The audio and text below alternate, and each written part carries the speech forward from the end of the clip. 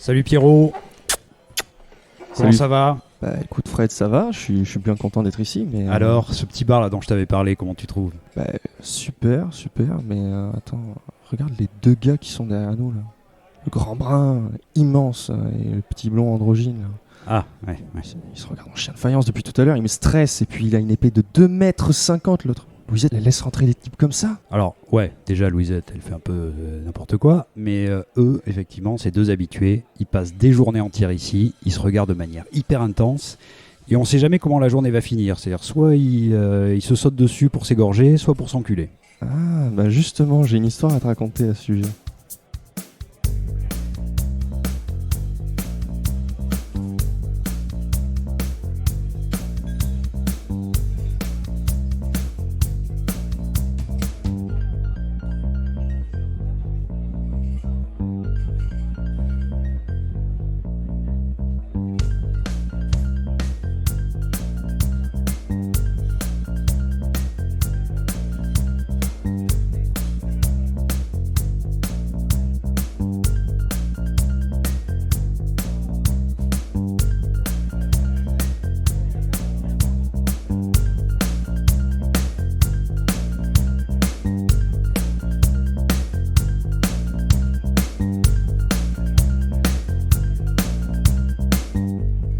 Alors Pierre, ouais, tu me disais que tu connaissais leur histoire à ces deux-là. Ouais, je connais leur histoire en fait. Cette histoire, c'est un manga qui est assez célèbre qui s'appelle Berserk, classé dans la catégorie, bon, j'aime pas trop parce qu'on les voit dans les librairies, des seinen, donc considéré comme du manga pour adultes. D'accord. Voilà.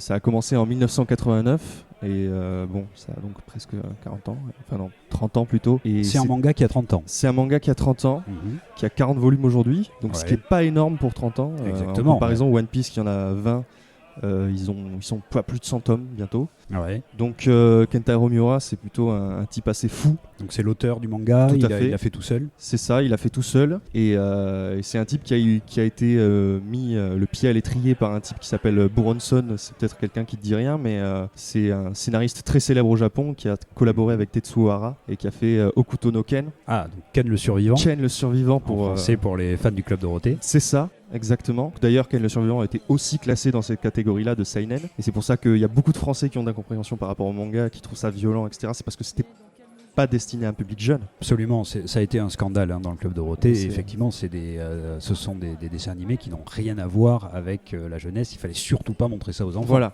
Donc le haut couteau de cuisine, Voilà. c'est une malédiction et on s'en souvient pas, mais en tout cas au Japon, ça a eu un énorme succès.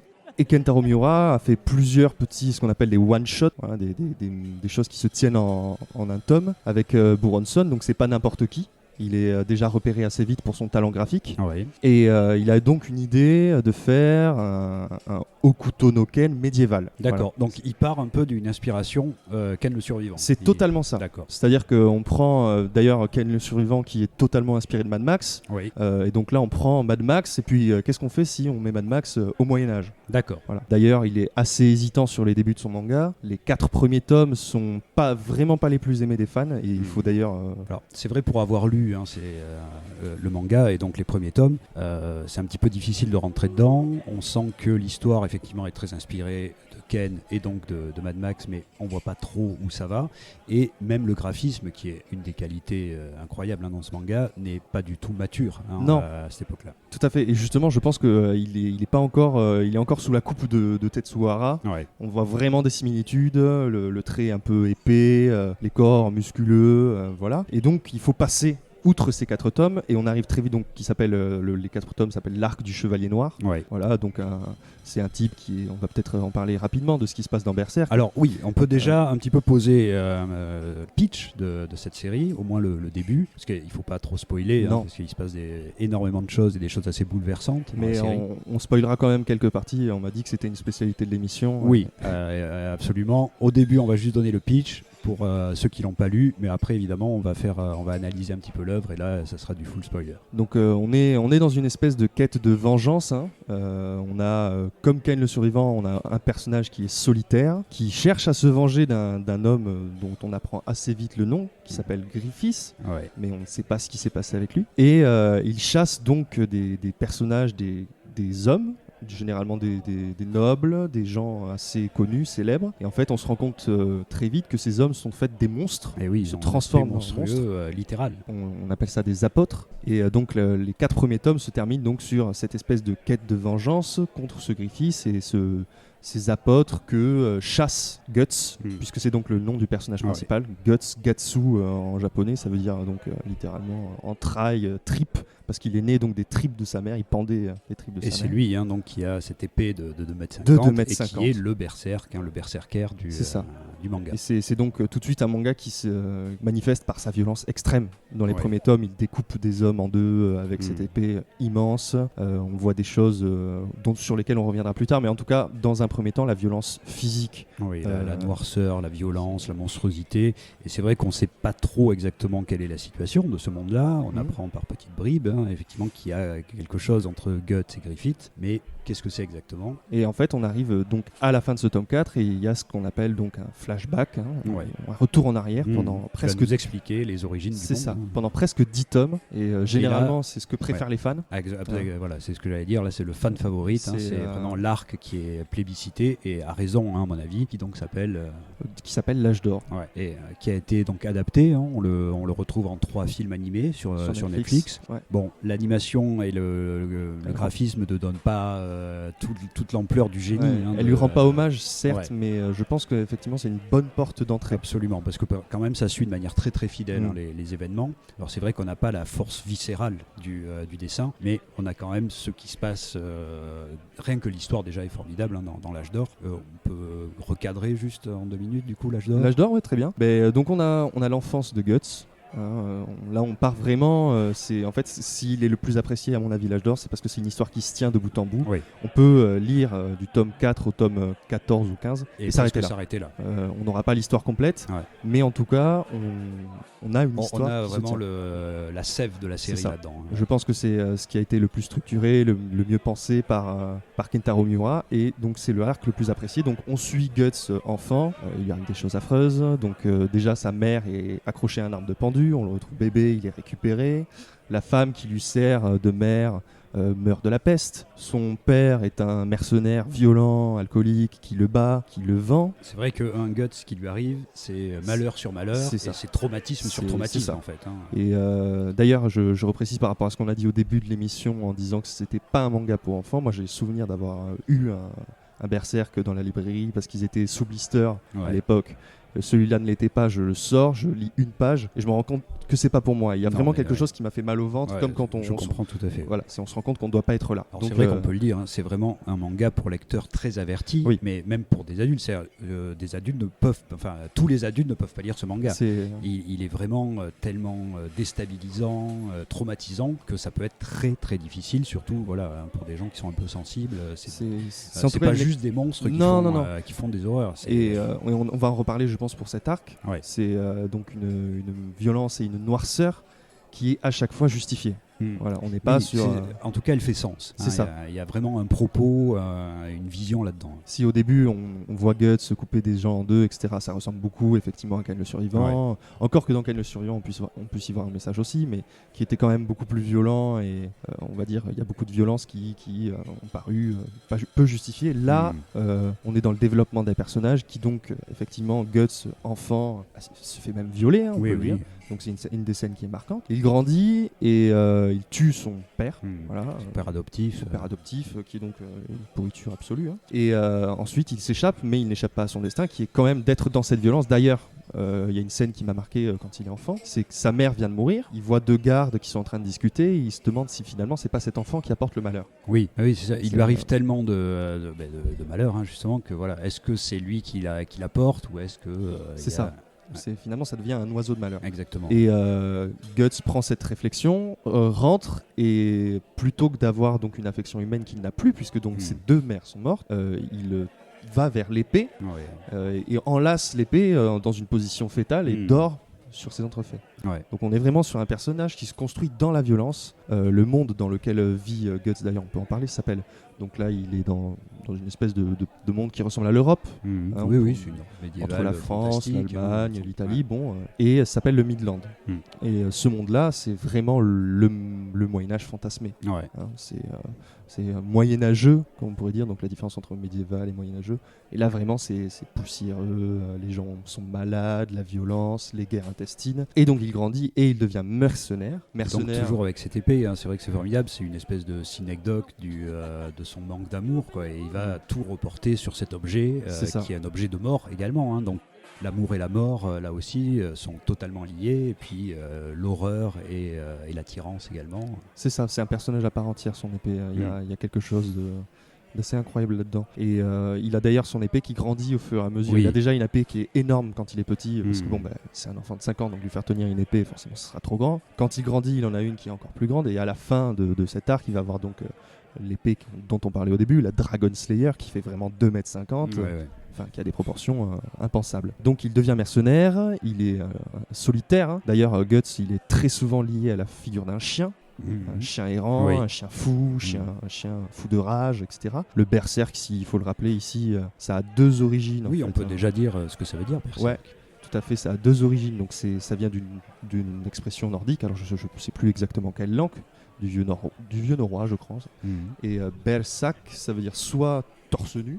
Parce que c'était donc ces guerriers qui allaient au combat totalement torse nu en tenant des grandes épées. Sans protection. Voilà. Et ils étaient dans une rage et ils tuaient des gens autour, avant certainement de mourir d'ailleurs. L'autre origine, l'autre étymologie qui est peut-être un peu plus sûre, ça voudrait dire donc torse d'ours ou poitrine d'ours. Ouais. Donc effectivement, encore une fois, c'est cette bestialité qui s'en dégage, quoi. Parce que c'est ça en fait, hein, c'était des guerriers qu'on envoyait en première ligne, qui étaient dans une rage folle, hein, sans doute chargés avec des choses, et qui pouvaient tuer 30 ennemis avant de mourir. Alors, ils allaient sûrement mourir, mais par contre ils faisaient des dégâts énormes dans les premières lignes ennemies. Et c'est exactement ce qui se passe aussi dans ce manga, puisque Guts donc, fait de son fonds de commerce la guerre, le meurtre. Il n'a connu que ça en fait, de toute sa vie. Et assez rapidement, il rencontre d'autres mercenaires qui, cette fois-ci, sont en bande. Oui, la bande du Faucon. Voilà. Dirigée donc par une espèce de bandit Griffiths. Ultra charismatique, très beau, et qui dégage une espèce de pureté. Hein, très ambigu déjà. Voilà, androgyne. Il y a un des personnages qui dit à son sujet, à un moment on dirait un enfant, et à un autre moment on dirait la pire des crapules, le pire des bandits. Donc on ne sait pas exactement sur quel pied danser avec ce Griffiths. Et donc il est condamné entre guillemets à rester avec eux, parce que lui il le vit très mal au début d'être au contact d'autres personnes, puis il en vient à s'attacher à certaines personnes, petit à petit, voilà, se faire des amis, et ils se battent pour le roi du Midland, ils gagnent des batailles, la troupe devient de plus en plus importante, et on peut le dire très vite déjà, il va y avoir un triangle amoureux. Pour moi, ce qui est un triangle amoureux, donc une femme guerrière, un personnage fort, Casca. Personnage très intéressant, très intéressant. Une femme formidable dans cet arc. C'est une femme qui mène, c'est avant que Guts arrive, c'est elle qui mène les troupes. Elle est très très forte au combat, elle se fait battre de justesse par Guts. Elle a vraiment beaucoup de valeur pour Griffiths. Et c'est vrai qu'elle a une fascination entre Guts et Griffith. Et c'est une fascination qu'on comprend puisque donc Griffiths l'a sauvé, et en même temps donc on ne sait pas si c'est de l'admiration, de l'amour envers Griffiths. Et puis il y a toujours ce truc de ce personnage-là est inatteignable, quoi. Il est toujours, Griffith, complètement. Il est toujours obscur, toujours cryptique. Il est perdu dans ses pensées. On sent qu'il a un schéma en tête. Il fait pas tout ça pour rien. Il a quand même un but, en tout cas, qu'on va vite savoir dans le manga. Et puis, ce but, il va l'atteindre, voire le dépasser. C'est ça. Donc en fait, c'est quelqu'un qui veut le pouvoir. Il est fasciné très par concrètement. Et c'est ce qu'il arrive à avoir. Puisque donc il devient une troupe officielle, il est anobli, alors que c'est un bandit, il touche à son but. Et la grande question de cet arc, c'est peut-être qu'est-ce qu'on est prêt à sacrifier pour obtenir du pouvoir. Exactement. Donc après des multitudes de foules scénaristiques, Guts et Casca ont donc une relation charnelle et amoureuse. Griffiths devient jaloux. Mais à mon avis, parce que on dit souvent que c'est Casca qui est amoureuse et de Griffiths et de Guts, mais moi je pense plutôt que ce qui est intéressant dans cet arc-là, c'est l'amour qui est développé entre Guts et Griffiths. Ah, absolument. Alors c'est vrai que tu as tout à fait raison. On peut voir les choses du point de vue de Kafka, mais finalement c'est assez traditionnel, comme hésitation amoureuse. Mais il y a une espèce d'amour-haine, attirance-répulsion, et effectivement avec un côté presque charnel et sexuel entre Griffith et Guts. C'est ça, donc c'est des hommes musculeux qui sont toujours torse nu, des guerriers, qui se douchent ensemble, qui se baignent. Il y a une scène où Griffith est dans un baquet d'eau, et il regarde Guts, il est tout nu, il sourit, comment tu me trouves, bon. Il y a un sous-texte qui est assez clair. C'est ça. Et il y a vraiment une admiration aussi pour Guts, et je pense un amour. Oui, il y a une telle admiration réciproque entre les deux que clairement, il y a cet amour homosexuel qui est sous-jacent. Et donc pour moi, finalement, le basculement de cette histoire, c'est presque une histoire d'amour tragique. C'est-à-dire que Griffith se sent déçu parce qu'il y a ce but-là, mais il est aussi amoureux de Guts. Alors là, on va commencer à passer en full spoiler. On a un peu planté le décor. Je crois que pour ceux qui l'ont pas lu, il faut le lire. Au moins aller jusqu'à la fin de l'âge d'or. Voyez à quel point ça vous a plu ou pas. Maintenant, on prévient, c'est très très dur et justement, là, on va un petit peu parler. Si ça l'était pas déjà. Voilà. C'est bon. Mais pourquoi c'est aussi difficile à lire pour certains, aussi traumatisant, mais aussi pourquoi c'est aussi bon. C'est-à-dire c'est une œuvre vraiment littéraire. Je pense aussi. Et graphique évidemment, mais c'est vraiment on touche à la tragédie humaine en fait. Je pense que tu as tout à fait raison quand tu dis que c'est une œuvre littéraire. Pour moi, elle est aussi importante que Tolkien dans le monde de la fantasy. D'ailleurs, on dit qu'il a posé les jalons d'un nouveau genre, la dark fantasy. Et je pense que c'en est même en comprenant les romans et tout ce qui en suit. Je pense que c'en est l'un des plus éminents représentants. Et d'ailleurs, son graphisme, alors on peut dire deux mots sur le graphisme, qui est pour un manga ultra détaillé, c'est même assez impressionnant. C'est de la gravure à certains endroits. Donc il est entre l'Occident et l'Orient, puisqu'il s'inspire de beaucoup de tableaux. Il cite directement Bosch, Goya. On a aussi le graveur français Gustave Doré. Ça ressemble beaucoup dans vraiment la précision des traits, surtout les détails qui sont mis dans ces décors, dans les personnages. On a vraiment un effet Gustave Doré qui est assez important. Il le dédie pas, il affirme que c'est une de ses sources principales. Donc c'est vrai qu'il a un graphisme quand même qui est très très très marquant, et c'est d'ailleurs pour ça qu'on a si peu de tomes aujourd'hui. Il met beaucoup de temps à dessiner. C'est ça. Et si je dis qu'il est passé au numérique, en plus c'est une horreur. Bref, il peut zoomer sur ses pieds. C'est ça. On voit qu'il a zoomé, rezoomé. Sur les tuiles des toits qui sont au fond de la case. Et c'est magnifique. Alors c'est vrai que dans le manga, on a l'habitude d'avoir des dessins qui sont représentatifs avec très peu de traits. C'est fait pour être efficace. Exactement. C'est la culture de l'estampe, de vraiment un trait qui va puis tout un dire. rythme de publication hebdomadaire pour la plupart. Absolument. Voilà. Et là, on est sur totalement autre chose, comme tu disais, quelque chose qui ressemble quand même à de l'occidental, mais très poussé, où l'aspect graphique. Alors, d'ailleurs, moi, je regrette énormément que ce manga ne soit pas en grand format. Ça arrivera plus ou moins. Je pense que ça arrivera. Je pense que ça arrivera parce que il est vraiment fait en fait pour être lu en grand format. Il prend une ampleur incroyable là-dedans. C'est vrai que le manga en petit format, là, ça lui fait perdre quelque chose. C'est le problème, je pense. Et de toute façon, en grandissant, là, moi j'ai 25 ans presque. Il ressort toutes les séries en grand format. Et des séries qui n'ont pas. Enfin, moi, il y a l'Attaque des Titans en grand format, alors que le dessin justement ne se prête pas. La thématique, mais pas le dessin. Et là, le graphisme est tellement incroyable dans ce manga qu'il faut absolument avoir une édition en grand format. Et en plus d'être donc très inspiré de l'Occident, il est aussi inspirateur d'énormément de choses. Et une des représentations les plus concrètes, c'est dans le jeu vidéo. Dark Souls par exemple. Je pense qu'ils ont fait un fichier image de Berserk, copié-collé, et il y a certains personnages qui sont vraiment, c'est même plus un hommage, même l'histoire. L'ambiance générale, l'histoire, tu as tout à fait raison. Et c'est vrai qu'on est vraiment dans la dark fantasy à ce niveau-là, et qui a énormément inspiré de choses dans le monde d'aujourd'hui. Et donc si on parle de dark fantasy, et si on dit que là le lecteur doit boucher ses oreilles s'il ne veut plus être spoilé, mais c'est que si l'âge d'or est aussi aimé, parce que si on a une élévation, il faut forcément une chute, c'est un rise and fall de toute façon. Voilà, là on va peut-être justement aborder le pourquoi est-ce que c'est une si grande œuvre, parce que c'est vrai que là on a des guerriers, on a un univers médiéval fantaisiste, c'est finalement assez commun, c'est même bateau, on pourrait dire. Tout à fait. Qu'est-ce qui fait de Dark Souls, qu'est-ce qui fait de Berserk une œuvre à ce point, alors je dirais universelle, profonde et intéressante? Alors, on a ce qu'on appelle une béhérite. Ce sont des espèces d'œufs à visage humain. C'est pas bien expliqué dans le manga. Il y a beaucoup de ça, c'est aussi quelque chose qui rajoute, à mon avis, d'intérêt à l'œuvre, c'est que quelquefois c'est mystérieux. Oui, il y a une cosmogonie qu'on ne connaît pas exactement. C'est presque Lovecraftien par endroit. On comprend pas tout. Et donc ce béhérite est porté par Griffiths. Et Griffiths, donc après cette déception amoureuse, et moi je pense vraiment que c'est donc une déception amoureuse, puisque juste après il va coucher avec la princesse du Midland, qui courtisait et qu'il aurait pu avoir. Oui, de toute évidence. Il allait se marier avec elle. C'est et là, il commet une faute. C'est effectivement quand Guts s'en va, il est tellement énervé, il y a une telle déception sentimentale et une frustration sexuelle qu'il est obligé de déverser. Et il va voir la princesse dans sa chambre alors qu'il n'a pas le droit. C'est ça. Et effectivement, on se demande mais pourquoi fait-il ça alors que tout son plan était jusqu'alors très bien rodé. Oui, c'est ça. C'est un calculateur magnifique. C'est ça. Et donc il est donc mis au cachot. Pendant 1 an, il est torturé. Il ressemble à plus rien. Il est torturé d'une manière affreuse. C'est-à-dire là, on commence à avoir. C'est vrai qu'il y avait déjà ça avant, mais une des thématiques, c'est quand même la monstruosité qu'il y a dans l'homme, et que. Certes, elle peut prendre une forme un petit peu littérale au niveau graphique, c'est-à-dire ils deviennent des monstres, mais il y a aussi, en fait, une des thématiques profondes, c'est le monstre qu'on a tous en nous. Et justement, c'est intéressant ça, parce que l'âge d'or, il y a très peu de monstres dans l'âge d'or quand on le lit. C'est-à-dire que tout ça va être parachevé à la fin, et le monstre de l'âge d'or, c'est l'humain. C'est-à-dire que c'est l'homme qui se frappe dessus, il y a des guerres partout, et il est donc torturé effectivement par un espèce de personnage déformé, boursouflé, qui prend un malin plaisir à le faire.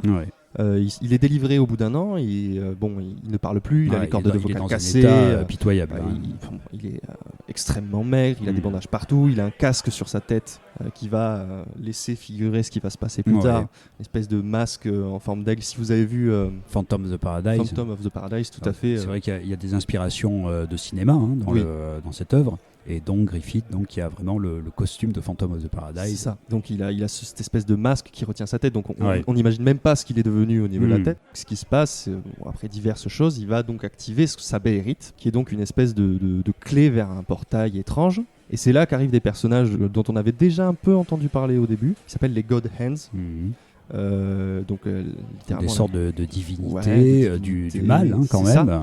C'est ça, de divinités du mal, et qui vont dire à Griffiths, donc là, en fait, déjà, dès qu'il active sa béhérite, l'endroit où ils étaient devient totalement différent. Ils se retrouvent comme s'ils étaient en enfer. Quand ces God Hands proposent à Griffiths un marché, c'est ta troupe, qui était quand même venue le sauver des geôles d'un château, rappelons les geôles de la capitale d'un empire, donc des hommes qui ont de l'honneur, qui ont du respect, qui ont tout risqué pour lui.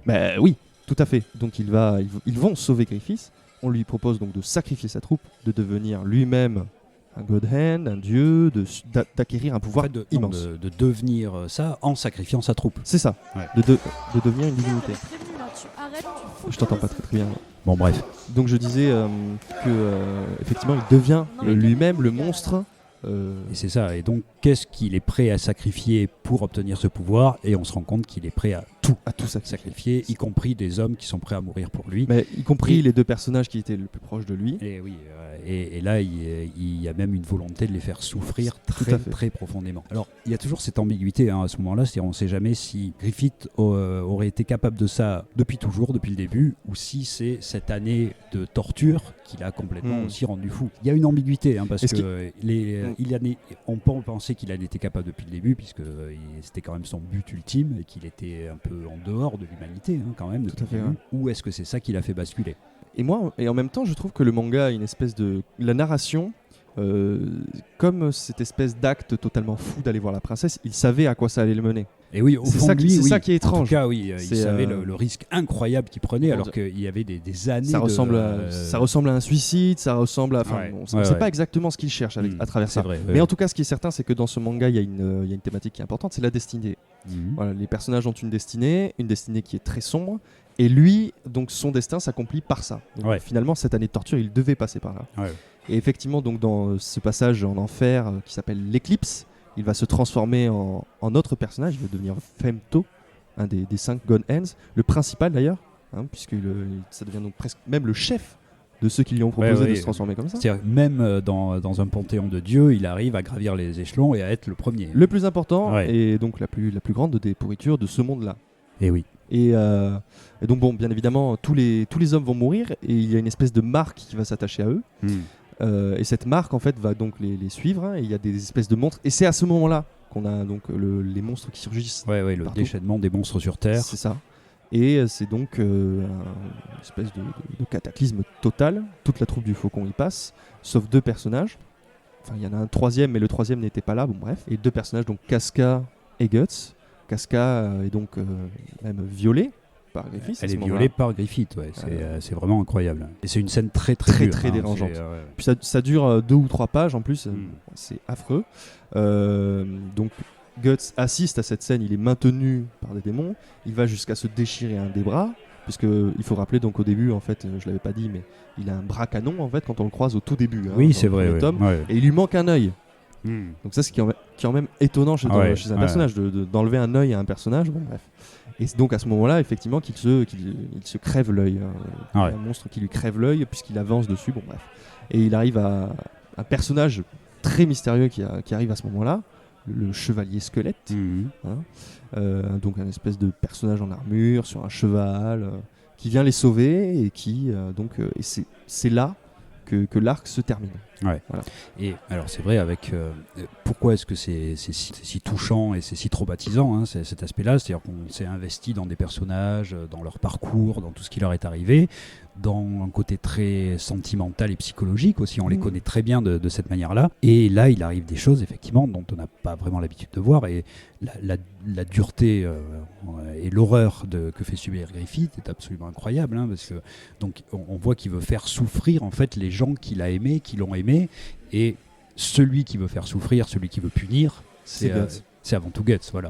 Et on revient à cette amour-haine, cette attirance-répulsion des 2 personnages, où c'est exactement comme une déception sentimentale. Là, quand il viole devant Guts Casca, là c'est vraiment... En fait, il se sert de Casca, il n'en a rien à faire. Ce qu'il veut, c'est faire souffrir Guts, et il détruit Casca dans l'opération. Hein. Évidemment, elle se remettra peut-être jamais, peut-être on sait pas jamais, trop, de ça. C'est ça, c'est-à-dire que ça devient totalement traumatisé. Enfin.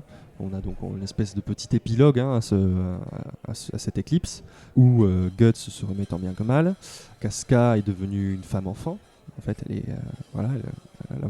a un âge de 4 ans, grosso modo. Et ils sont maintenant marqués donc, par cet emblème qu'ils ont eu dans l'enfer. Cette marque, et ils vont être poursuivis de tout temps, par les démons. C'est ça. C'est-à-dire que si on avait un peu de répit et si c'était l'âge du bonheur dans l'âge d'or, et c'est vraiment là où prend son impact le Rise and Fall, hein. C'est-à-dire que ils arrivent à leur objectif, ils sont heureux, on les montre. Oui, ils sont vraiment à 2 doigts d'accomplir tout ce qu'ils voulaient, quoi. Hein, c'est le rêve américain, c'est-à-dire qu'ils n'étaient rien, ils deviennent tout, ils deviennent des nobles. Absolument, c'est incroyable. Eux-mêmes n'en reviennent pas. Hein. Non, pas du tout. Ils sont costumés, ils assistent à des balles. Bon, les huiles ne les aiment pas trop, mais ça c'est autre chose. Enfin. Et là, on est donc en dessous de l'humain.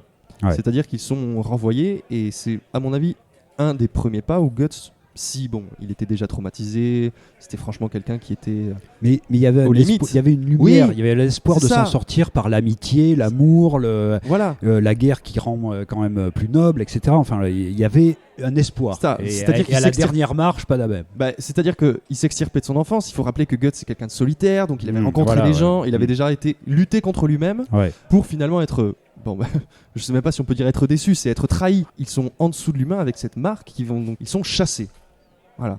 Ils sont chassés tous les soirs. Bon, à part dans un petit endroit où ils se réveillent, mais ça, à mon avis, c'est une simplicité scénaristique de Kentaro Miura pour dire, on laisse Casca là où elle est pour l'instant, et Guts, lui, par contre, va repartir en quête. Et c'est là, en fait, où on croise Guts au début. On a fait une boucle. En fait. Voilà, on a fait une boucle, et là, on revient un petit peu au premier arc. Et finalement, tout le reste du manga, ça va un peu être ça. Hein. C'est-à-dire, ça va être le parcours de Guts et de Casca qui doit fuir les démons. Et puis en parallèle, le parcours de Griffith qui lui va revenir sur Terre. On peut en dire 2 mots. Oui. Alors on va en dire 2 mots. C'est un peu compliqué, ça se développe, c'est assez long. Hein. Et donc il revient sur Terre, il revient sous son apparence humaine, et ça devient donc un dirigeant, et il va construire une ville qui s'appelle Falconia, le Faucon. Voilà, c'est une utopie. Voilà, et il va agréger autour de lui les humains, mais aussi des monstres C'est qu'il ça. arrive à dompter. C'est ça, entre son guillemets. armée devient monstrueuse. Ouais. Et les gens l'acceptent puisque donc il combat d'autres monstres. Donc Exactement, finalement, ouais. on ne sait plus qui est le monstre. Mm. Moi, il y a quelque chose sur lequel je voudrais revenir et ça se manifeste énormément dans la suite Ouais. de Berserk. C'est l'ambiguïté et la relation entre Guts et Griffiths Mhm. qui est vraiment appuyée sur l'ombre et la lumière. Puisqu'on rappelle donc que le Griffiths est blond. Mm. Ouais. Donc, dans le manga, il apparaît même avec les cheveux blancs. Bon, et même il a plutôt les cheveux blancs. Il est pâle, il a les yeux bleus clairs. Bon, voilà. Guts est brun, Ouais, grand, ouais. musclé. Très voilà. noir, une Ouais. armure noire. C'est ça. Ils sont vraiment construits aux antipodes. Ouais. Justement, tu parlais d'armure. Guts va acquérir une armure qui va en plus le transformer en monstre, mais le blesser physiquement. Mm. C'est-à-dire qu'il est pour se venger, il doit se mettre à la hauteur de la plus grande divinité. Ouais, ouais. Donc on est sur. Il doit se faire mal, devenir un peu le mal aussi. C'est ça. Et celui qui a un aspect très lumineux, en fait, il est luciférien. C'est, C'est-à-dire il est monstrueux. Et je pense que là, donc, il a construit sa ville qui s'appelle Falconia. Ouais. Tout est beau, rayonnant. Et c'est justement certaines planches du dernier tome dont on parlait Ouais. tout à l'heure, avec une inspiration antique. C'est formidable. Et avec un aspect très fascisant. Hein. Ah, c'est très très dérangeant. Et dans son gouvernement, et dans l'architecture. C'est ça. Et alors, d'ailleurs, comme on parlait des inspirations cinématographiques qu'il y a dedans, Griffith est vraiment inspiré par Phantom of the Paradise au niveau de l'apparence. C'est ça. C'est Faust aussi, hein, Oui, le oui, contrat, oui. le pacte avec le diable. Il devient lui-même le diable. C'est ça qui est Exactement. intéressant. Ah, exactement. Et je me demandais si son nom, Griffith, pouvait avoir un rapport aussi avec celui qui avait fait Birth of the Nation au cinéma, qui s'appelle Griffith. D'accord. Et qui est donc La naissance d'une nation, qui est un des premiers films avec du montage, qui est très apprécié au niveau cinématographique, mais qui D'accord. raconte en fait une histoire du Ku Klux Klan. Donc une histoire fascisante aussi, et je me demandais toujours si son nom avait... Et pouvait avoir c'est un possible rapport. parce que je sais qu'il est très cinéphile. Donc effectivement, Bon, c'est intéressant. c'était une petite parenthèse. Ouais, ce qui est intéressant d'ailleurs, c'est au début, quand il a prépublié son manga, il allait voir Evil Dead. Et donc, quand il a vu un type avec une tronçonneuse à son bras, il a dit putain, mais- Oui, d'accord, ça vient de là au niveau du bras. je C'est vois. ça.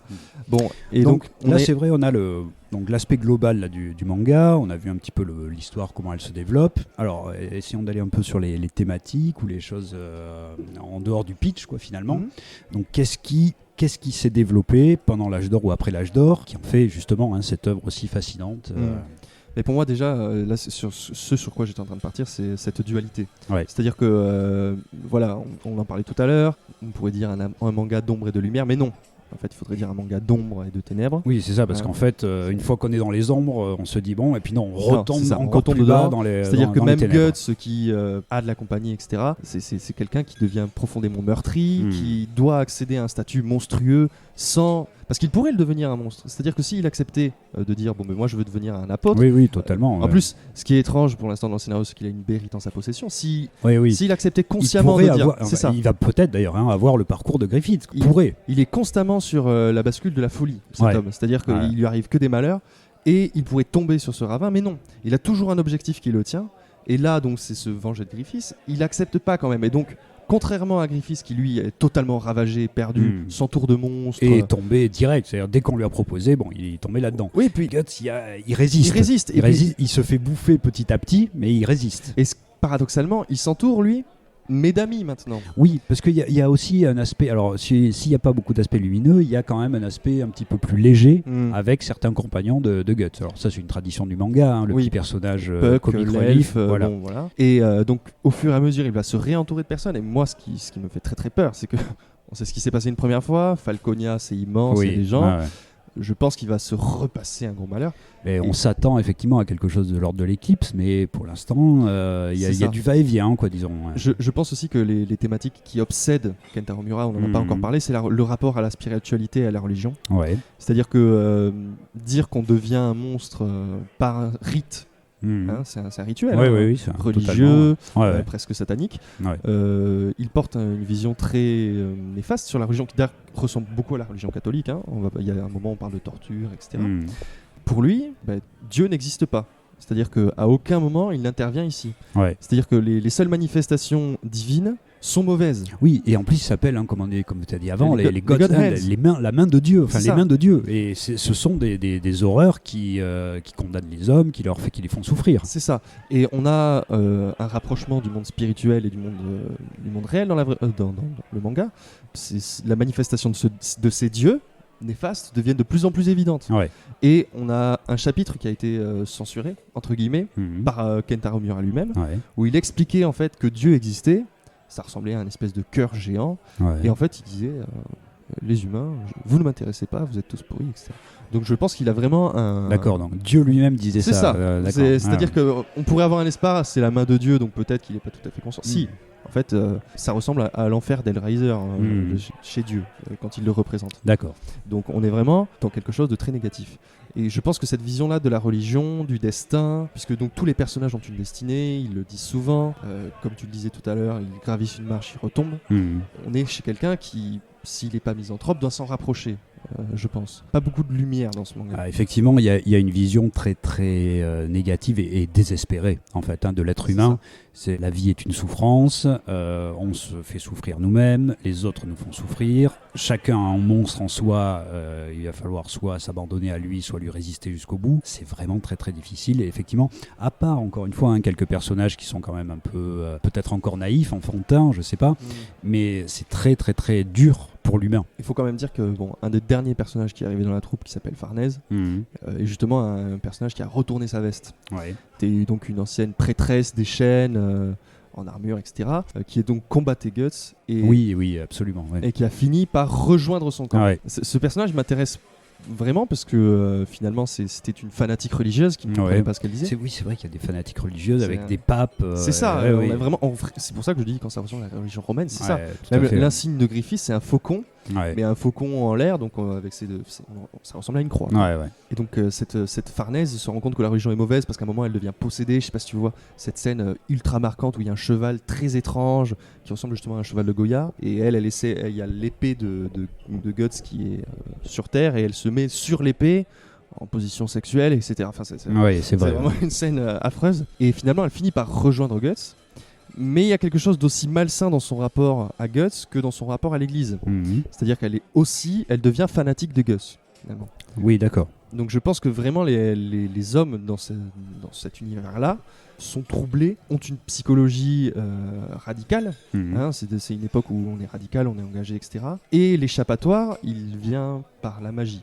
Voilà, il y a le monde de la magie qui arrive, etc. Oui, c'est vrai. Alors dans les derniers tomes, c'est particulièrement actif, cet aspect magique. Mais alors, et justement là, on tombe plus du côté donc entre la structure religieuse, le dogme finalement, qui est très très développé dans les 30 premiers tomes, on va dire.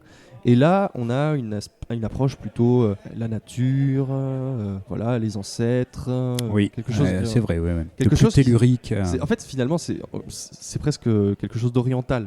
C'est ce rapport à la magie. Et ça me semble en tout cas être un échappatoire. Un petit peu, mais bon. C'est vrai, on ne sait pas exactement où est-ce qu'il va aller avec cette série, mais ce qui est sûr, en tout cas, on n'a pas l'impression qu'il est en train de raconter une histoire qui peut faire un happy end. Il nous dépeint des choses très violentes, très négatives. Encore une fois, ce qui fait de cette œuvre quelque chose d'aussi universel, c'est qu'il parle de l'humain, de l'humain profondément, et ça nous renvoie à des choses assez dérangeantes même en nous-mêmes. Où est-ce qu'il va avec ça ? Alors c'est vrai qu'il y a des moments plus light, light dans le sens lumière et légèreté, mais on sent qu'il y a évidemment il y a quelque chose de pourri au royaume de Griffith, mais on sent qu'on retourne vers quelque chose de négatif. Et il y a une grande communauté de fans pour Berserk qui justement critique cet aspect-là.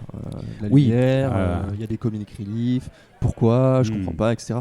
Mais les gens voudraient avoir l'âge d'or en permanence. En tout cas, mais ils ont oublié que dans l'âge d'or il y avait beaucoup de lumière aussi. En tout cas, il y avait un espoir. Ah oui, complètement. On savait pas. L'âge d'or, ce qu'il y a, c'est qu'on savait pas vraiment où ça allait en termes d'intensité. Et puis en plus, c'était quand même assez ramassé. Enfin, il se passait toujours quelque chose. C'est ça. Et c'est là, on le rappelle, l'âge d'or. Et là, il y a quand même un aspect un petit peu décompressé, peut-être, après l'âge d'or, où des fois, il y a des tomes où il se passe pas grand-chose. On a l'impression qu'il meuble un petit peu au niveau scénaristique, peut-être, tout en développant son univers de manière. Et justement, je pense qu'en fait, il y a une expansion de l'univers. Et ça aussi, c'est sur le côté politico-religieux. On a, je sais pas si tu te souviens de cette espèce d'empereur Ganeshka, cet empereur indien qui arrive et qui livre une guerre à Griffith. Oui. Et en fait, je pense que Miura a voulu donner encore plus d'ampleur à son histoire. Et c'est vrai que ça prend du temps à se développer. Et peut-être en passant, comme tu disais, commençant avec quelque chose de très occidental, puis quelque chose d'indien, puis quelque chose de orientale, enfin peut-être qui brasse un petit peu une espèce de mythologie du monde entier. Je pense que c'est quelqu'un, en fait, Kentaro Miura, le problème, qui est profondément intelligent, profondément amoureux de la mythologie, qui doit lire énormément et qui veut incorporer tous ces éléments-là dans son manga. Oui, on sent qu'il veut incorporer énormément de choses. C'est ça. Et ça en fait quelque chose qui est complexe, quelque chose qui se tient aussi. Et par rapport à ce que tu disais justement sur l'âge d'or, et ce que je disais des gens qui n'aimaient pas ça, le problème aussi, c'est que si on avait l'Eclipse pendant 30 tomes, personne ne lirait ça. Bien sûr, absolument. Tout l'intérêt de l'Eclipse, c'est qu'il s'est passé tout l'âge d'or avant. Et que justement, c'est cette horreur qui arrive tout d'un coup qui en fait quelque chose. C'est parce qu'on a suivi les personnages, c'est parce qu'on les a aimés, c'est parce qu'ils ont partagé des moments auprès du feu, parce qu'ils ont partagé de l'amour, de la camaraderie, donc quelque chose de quand même très positif. Que quand arrive cette chose-là, ça nous choque à ce point-là. Et c'est pour ça que là, je pense qu'il est en train de recommencer. C'est-à-dire qui semble. Oui. C'est-à-dire que ça fait une boucle là. On a fait 2 boucles en fait, l'âge d'or et cet objectif qui est d'aller tuer Griffiths, dont on ne sait d'ailleurs même pas s'il aura lieu. Et c'est le problème du manga, c'est qu'il y en a certains qui ne se termineront jamais. Alors, on espère qu'il y aura une fin, on espère vraiment. C'est quand même une œuvre qui prendrait son sens avec la fin. On saurait quand même le point de vue global grâce à la fin. Et c'est ça. Et c'est-à-dire que tout à l'heure on disait qu'il était un peu mystique. Il y a certains éléments qui ne sont toujours pas révélés. C'est-à-dire que ce chevalier squelette, il vient les sauver. On sait pas qui il est. Il y a des théories de fans, et ça c'est très intéressant aussi, qui disent mais oui, dans cette case, regardez ici, il y avait un roi, donc en fait c'est l'ancien roi. Bon. On n'en sait rien. On n'en sait rien. Et je pense que lui, il doit savoir. Mais comme tu le dis, si ça parvient à sa fin, on aura une réponse. Ouais. C'est le genre d'œuvre qu'il faut vraiment finir. C'est pas comme d'autres mangas où avec certains arcs on a quand même un petit peu tout et puis finalement ça se répète, etc. Là, il y a quand même un sens à cette histoire et ce sens sera, même si on a vu un petit peu les thématiques, mais sera totalement révélé par la fin.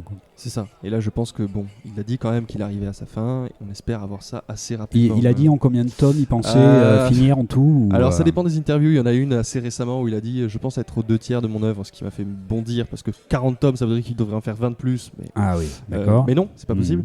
Et finalement, là, dernièrement, il a dit je pense qu'il commence à être fatigué de toute façon. Il faut dire que le métier de mangaka, c'est quelque chose qui est extrêmement fatigant. Oui, on est enchaîné à la table à dessin. Ils sont en train de travailler, les éditeurs, ils ont un rapport très particulier avec eux. Et c'est un type qui a 55 ans maintenant, je crois. D'accord. Voilà, donc il commence à avoir de la bouteille. Il faudrait penser à conclure, effectivement. Oui, voilà. Donc je pense que là, on attend ces chapitres.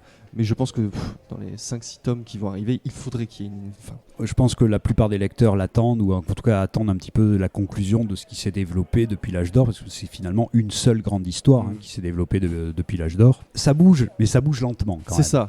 Et là, donc, on a Griffith qui fait des conquêtes contre les monstres. Contre les monstres, donc c'est intéressant. Mais des monstres dont il est l'élément déclencheur, en fait. Oui, mais qui ressemblent, eux, à des monstres. Oui. Donc, là, alors que lui a une pureté luciférienne, encore une fois. Ouais. Donc là, les gens sont plutôt contents autour.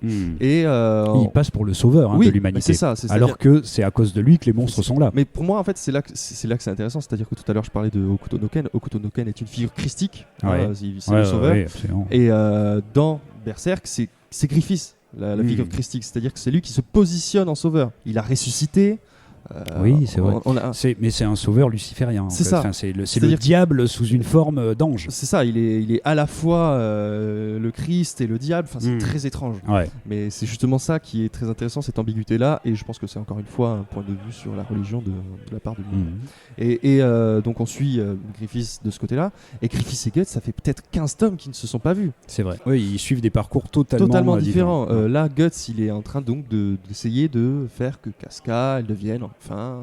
Oui, donc Casca qui est traumatisé depuis son viol par Griffith, et donc il s'est réfugié dans une sorte de personnalité enfantine, qui a occulté et oublié tout ce qui s'est passé. C'est ça, et donc il essaye de faire qu'elle soit enfin femme. Et on en est à ce point-là. Après, pour revenir un peu sur tout ce qu'on a dit durant cette émission, je pense que, bien évidemment, Berserk, c'est un manga donc très littéraire, pas tant de dialogue que ça, mais c'est très bien écrit, je trouve.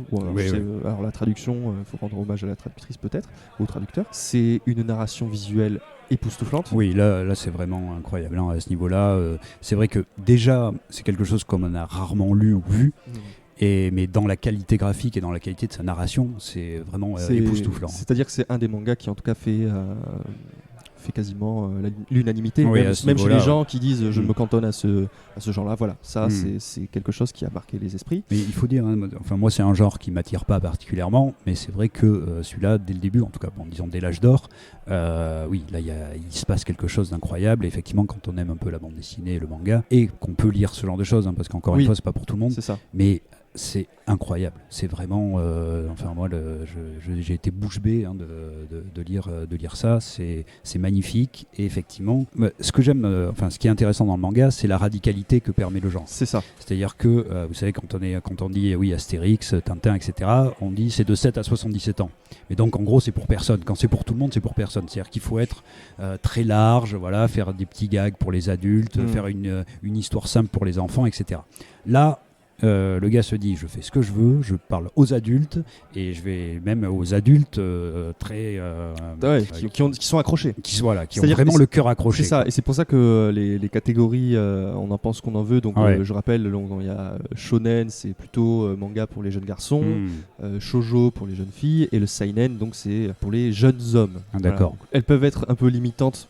Même parfois dans le style qu'elles ont, en fait, c'est comme un peu comme quand on dit un roman policier, etc. On va avoir des cases scénaristiques à cocher, peuvent être un peu contraignantes, mais en tout cas, ce qui est certain, c'est qu'effectivement, les Japonais, quand ils doivent s'adresser à un public d'adultes, ils font des choses peuvent y aller. Mais c'est ça. Et ils peuvent y aller de manière totale et totalement franche. On rappelle Akira. Exactement. Ce qui est quand même le premier moment. Et je pense qu'il n'y a aucun autre genre au monde qui peut aller aussi loin dans sa radicalité que ça. C'est-à-dire, on peut pas l'avoir en comics, on peut pas l'avoir en franco-belge. Il y a vraiment que le manga qui peut produire, à mon avis, une histoire aussi radicale dans ce qu'elle raconte et dans la manière dont elle le montre. Et en plus de cette radicalité, donc comme on parlait du graphisme qui est époustouflant, il y a une espèce de, j'aime pas trop ce mot-là, mais une forme presque de réalisme.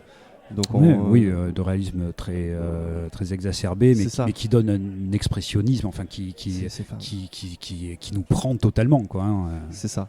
Donc effectivement, le côté graphique est incroyable, et pour moi, c'est cette histoire et ces relations humaines.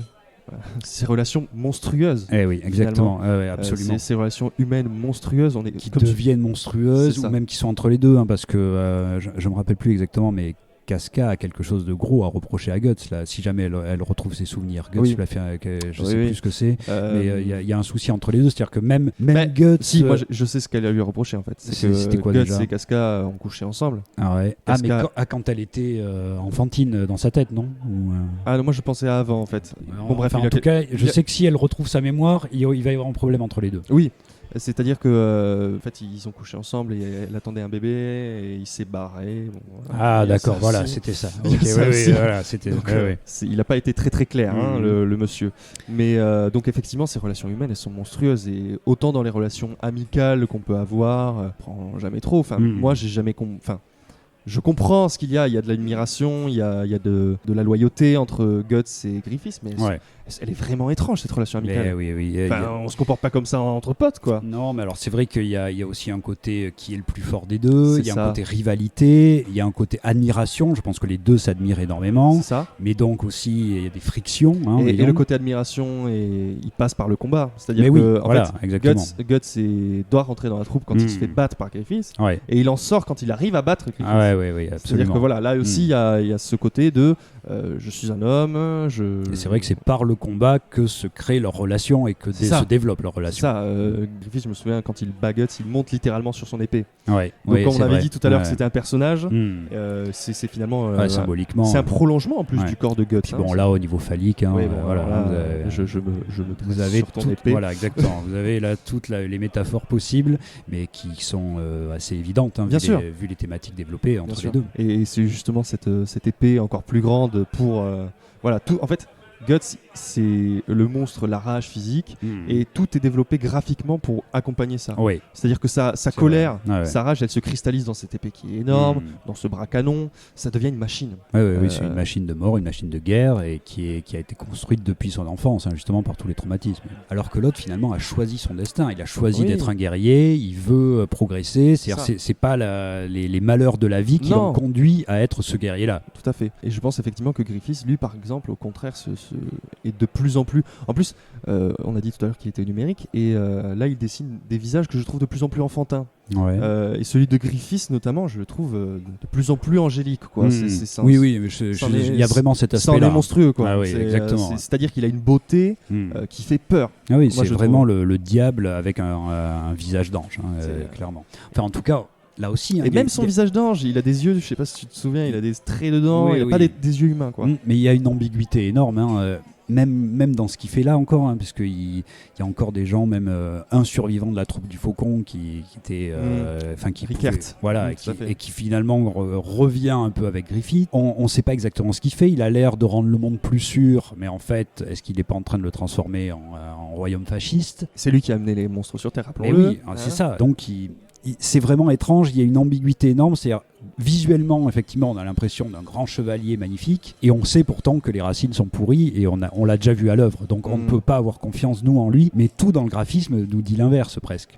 Et comme tu disais, sur Guts, c'est ça aussi, c'est-à-dire qu'il a quelque chose de bon en lui, c'est le héros qu'on suit, mais tout dans le graphisme nous montre un personnage noir, dur, et puis qui a fait, lui aussi, quand même, des monstruosités. C'est-à-dire qu'il y a des gens qui se sont amusés à compter le nombre de personnes que Guts tuait dans le manga, il en tue plus de 3000. Non mais voilà, c'est quelqu'un qui tue, on va être d'accord. Qui est le monstre, où commence l'humain, où commence le monstre dans chacun des personnages, c'est vraiment une des questions très fondamentales. Concrètement, je pense qu'il n'y en a pas un qui est humain. Oui, voilà. À proprement parler. Enfin, en fait, je pense qu'ils sont tous humains, mais que l'humain est monstrueux, en tout cas dans le point de vue de Miura. Chaque humain a son propre monstre, et soit on le nourrit, soit on le met en cage, mais en tout cas, il faut qu'on compose avec ça, quoi. C'est ça. Parce que bon, là, on se cristallise sur les personnages principaux, mais le monde, quand même, renvoie aussi cette idée-là. Oui. On rentre dans un bar, absolument. On se fait agresser, violer, tuer. Les dirigeants, c'est-à-dire le pouvoir entraîne la monstruosité, c'est-à-dire que plus on a de pouvoir, plus on nourrit ce monstre interne. C'est ça. Et il n'y a quasiment aucun dirigeant qui est pur ou qui a... c'est quasiment tous des apôtres, d'ailleurs. Exactement, voilà, c'est tous des monstres. C'est-à-dire que là, c'est pas ils sont tous pourris, ils sont tous monstrueux. Ils sont littéralement des monstres. Le premier, c'est une espèce de grosse limace. Voilà. Il y a aussi une vision sur la société de Miura, et c'est aussi un manga qui a des thématiques philosophiques énormes. Complètement. Et justement, ce rapport au pouvoir qui corrompt, le pouvoir absolu corrompt absolument, là, on le voit aussi graphiquement, c'est-à-dire que tous les gens qui ont énormément de pouvoir sont totalement monstrueux au fond d'eux. Et là aussi, monstrueux, c'est pas que dans l'apparence, on voit ce qu'ils font aux gens, à leur sujet, etc.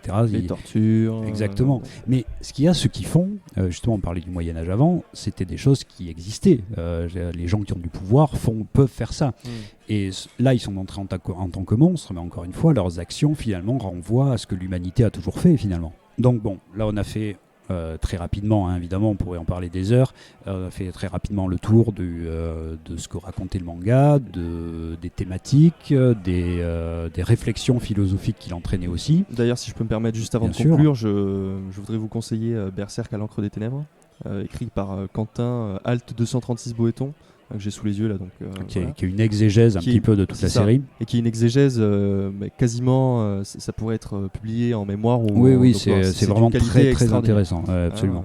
Et donc si vous voulez entendre des gens écrire sur Berserk, écrire sur Berserk, c'est vrai que là, en fait, on a vraiment fait qu'effleurer tout ce qu'on pouvait dire là-dessus. On peut vraiment étudier les choses de manière très profonde. On a des études graphiques de l'œuvre, on a des études thématiques, on a des études croisées, multimédia. Bon, voilà, c'est vraiment très profond. Et évidemment, ça montre du coup, ça fait ressortir la profondeur de l'œuvre et son intérêt littéraire. C'est ça. Finalement. Si on peut avoir une exégèse dessus, c'est qu'il y a une qualité littéraire. C'est qu'il y a des choses à dire. Et effectivement, il y a beaucoup de choses à dire sur Berserk. Donc bon, là, on vous a fait un petit topo très très rapide. Pour conclure, peut-être Pierre, qu'est-ce qu'on peut dire alors? Comment je veux conclure? Je veux conclure par tout simplement, je pense qu'on en a déjà beaucoup dit. Je voudrais vraiment inviter ceux qui n'ont jamais tenu un manga en main, mais qui disent ah ouais, Tolkien, moi je suis fan, j'ai lu beaucoup de fantasy, j'en ai fait peut-être un peu le tour.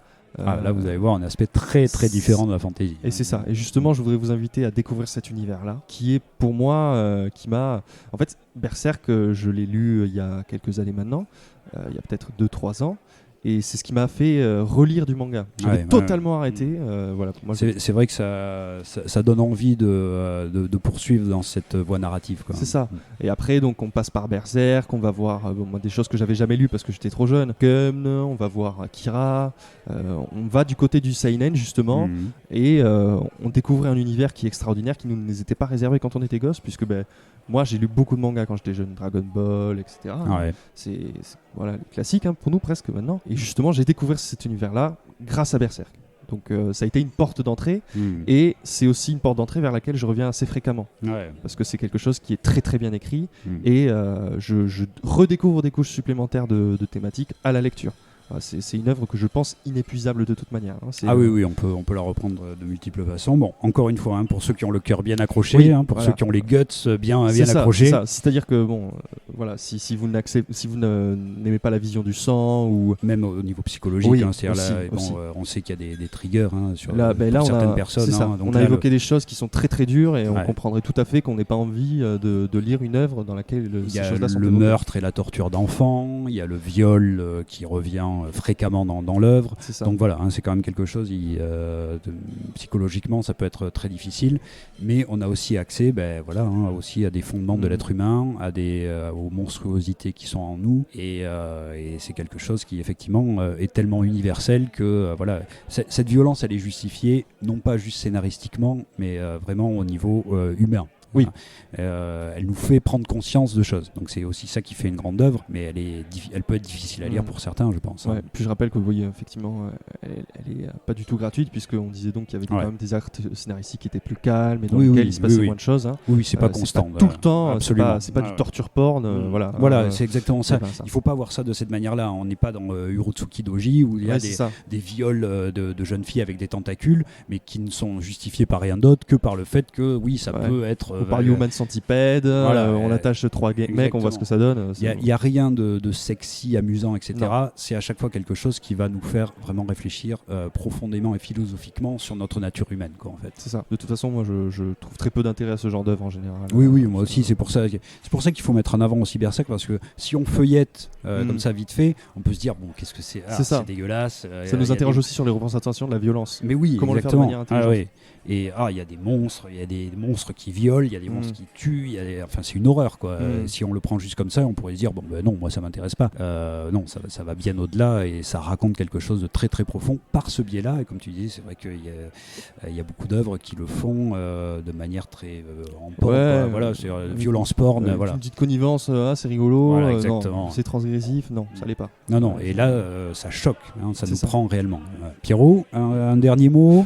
Écoute, ça fait grand plaisir d'être invité chez Louisette. Écoute, tu reviens quand tu veux, tu vois, le bar est ouvert, on accueille un petit peu tout le monde en termes de... Il n'y avait pas tout le monde, il n'y avait pas Gaëtan, Steven, Louisette, j'espère qu'un jour... T'inquiète pas, ils sont là, ils passent tout le temps, ils vont pas tarder. Bon écoute Pierrot, merci beaucoup pour tout ça et pour cette discussion autour de Berserk. C'était un gros plaisir, merci beaucoup Fredo. Et tu reviens quand tu veux nous parler d'autre chose. Avec grand plaisir.